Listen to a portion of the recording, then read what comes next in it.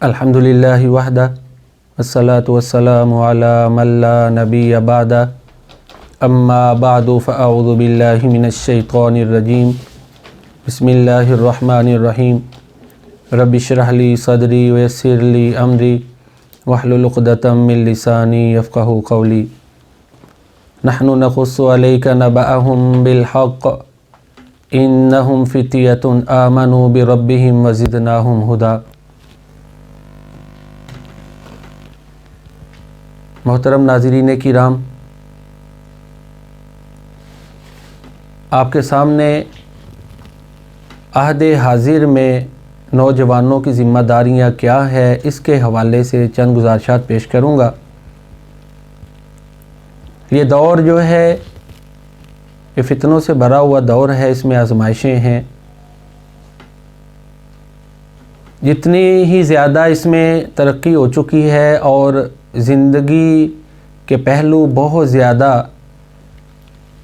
Congested ہو چکے ہیں، انہی کے پیش نظر اگر ہم دیکھیں تو نوجوانوں کی ذمہ داریاں بہت زیادہ بڑھ چکی ہیں اور ہمہ جہت ہیں۔ وہ یہ میں نے آپ کے سامنے سورۃ الکہف کی آیت نمبر 13 جو ہے وہ تلاوت کی ہے۔ اس میں اللہ تعالیٰ نے اصحاب کہف کے حوالے سے بیان کیا ہے کہ انہم فتیۃ آمنوا بربہم وزدناہم ہدی۔ وہ چند نوجوان تھے جو اپنے رب پر ایمان لائے اور اللہ تعالیٰ فرماتے ہیں وزدناہم ہدی، ہم نے ان کو بہت زیادہ ہدایت دی ہوئی تھی۔ ان کا جو ایمان تھا، اللہ کی ذات پر جو توکل تھا وہ بہت زیادہ تھا۔ ایمان کی جو کیفیات ہیں نا وہ گھٹتی بڑھتی رہتی ہیں، ایمان بڑھتا بھی ہے گھٹتا بھی ہے، تو وہ ایمان کی پیک پر تھے۔ وزدناہم ہدی، اس کا یہ مطلب ہے کہ ان کا اللہ کی ذات پر بڑا توکل، یقین اور ایمان تھا۔ یہاں سے دیکھیں نا کہ وہ امیر لوگوں کے بچے تھے، جس طرح مفسرین نے لکھا ہے، تعیش بھری زندگی چھوڑی، اپنی سوسائٹی کو چھوڑا، سہولیات کو چھوڑا اور جا کے غار میں بیٹھ کے کیوں بیٹھے؟ کیونکہ وہ سوسائٹی اور معاشرے کا سامنا نہیں کر سکتے تھے۔ اپنا دین بچانے کے لیے، ایمان بچانے کے لیے انہوں نے ہر قسم کی سہولت کو چھوڑ دیا، پرتعیش زندگی کو چھوڑ دیا، غار میں جا کے پناہ لے لی، اور پھر اللہ تعالیٰ نے ان پر خصوصی یہ انعام کیا کہ ان کو 309 سال کے لیے سلا دیا۔ آج کے جو ہمارے نوجوان ہیں، بڑی معذرت سے عرض کرتا ہوں کہ قرآن کریم سے ان کا اس طرح کا تعلق ہی نہیں ہے۔ یہ صحاب کہف آج کے نوجوان کے لیے ماڈل ہیں کہ سب سے جو اہم چیز ہے ایک نوجوان کے لیے وہ اس کا دین اور ایمان ہے،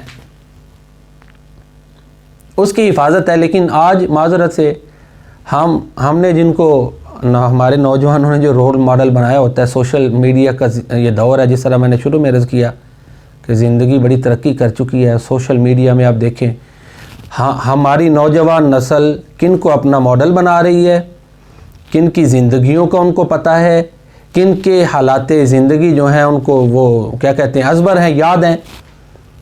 اور یہ وہ ہستیاں ہیں جیسے اصحاب کہف ہیں اور انبیاء کرام کی بزرگ ہستیاں ہیں، اہل بیت اور صحابہ کرام یہ بزرگ ہستیاں ہیں۔ ان کی حالات زندگی آج کے نوجوان کے پاس وقت ہی نہیں کہ وہ پڑھے۔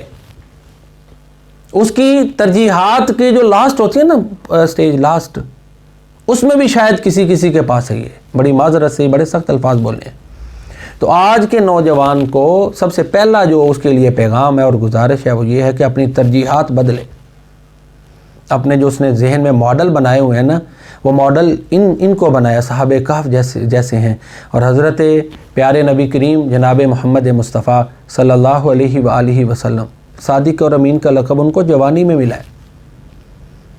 ان کی حیات طیبہ، سیرت طیبہ کو پڑھیں، قرآن کریم کو پڑھیں، پیارے نبی کریم صلی اللہ علیہ وآلہ وسلم کے حالات زندگی کو پڑھیں کہ نوجوان تھے جب کاروبار آپ کرتے تھے، سرمایہ اتنا اپنے پاس نہیں تھا کہ دوسروں کا مال لے کے جاتے اور اجرت طے ہو جاتی تھی، تو پھر معاشرے میں آپ کے کیا القاب مشہور ہوئے وہ یہ تھے کہ آپ صادق ہیں اور امین ہیں۔ تو اگر نوجوانوں کے لیے ایک اور رہنمائی کا پہلو دیکھا جائے تو وہ صداقت کو اپنائیں، سچائی کو اور دیانتداری کو۔ کوئی بھی نوجوان یہ چاہتا ہے کہ وہ ترقی کرے تو پھر سچائی اور امانت داری اس کو لازمہ بنائے، قرآن کریم کی تلاوت کرے، اپنی ترجیحات میں اصحاب کہف جو ہیں، اس طرح کے اولیاء اللہ، یہ جو ہے نا اللہ کی امداد ایسے نہیں آ جاتی۔ اصحاب کہف 309 سال اللہ نے خود سلایا، اور اللہ تعالیٰ فرماتے ہیں ہم ان کی کروٹیں بدلتے تھے، ہم نے سلایا۔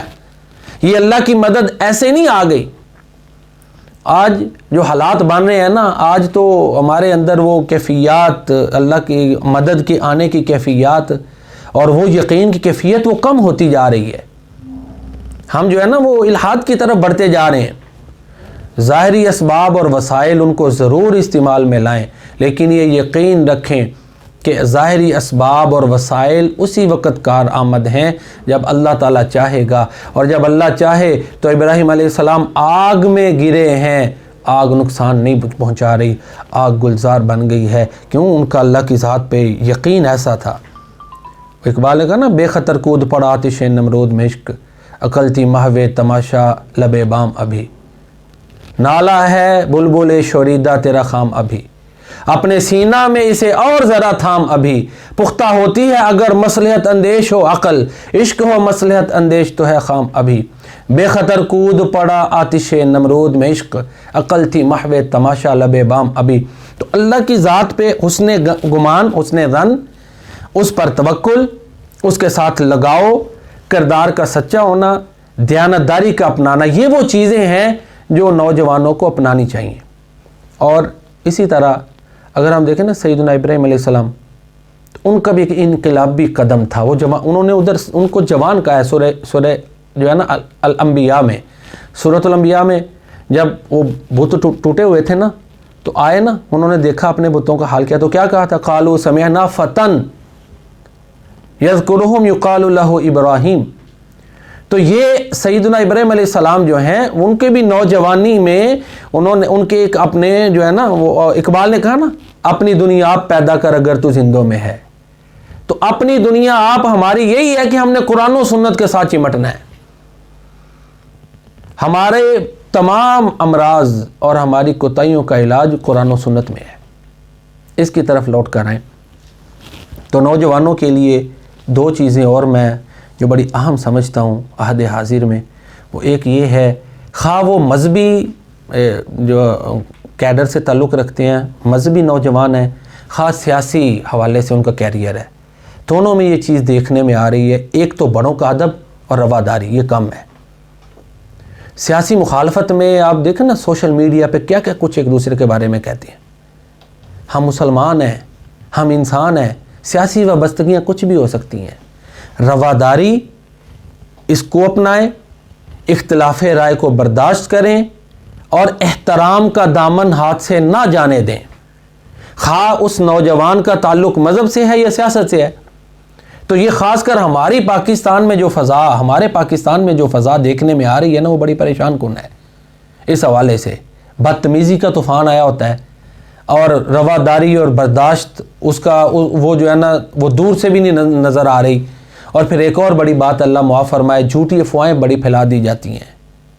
پیارے نبی کریم صلی اللہ علیہ وآلہ وسلم نے فرمایا کہ آدمی کے جھوٹا ہونے کے لیے یہی کافی ہے کہ وہ ہر سنی سنائی بات آگے پہنچا دے، مخالف کے بارے میں بات ملنی ہے، تحقیق نہیں کرنی، بلکہ خود اس کو معنی ایسے پہنا کے کردار کشی کرتے ہیں کہ اللہ معاف فرمائے۔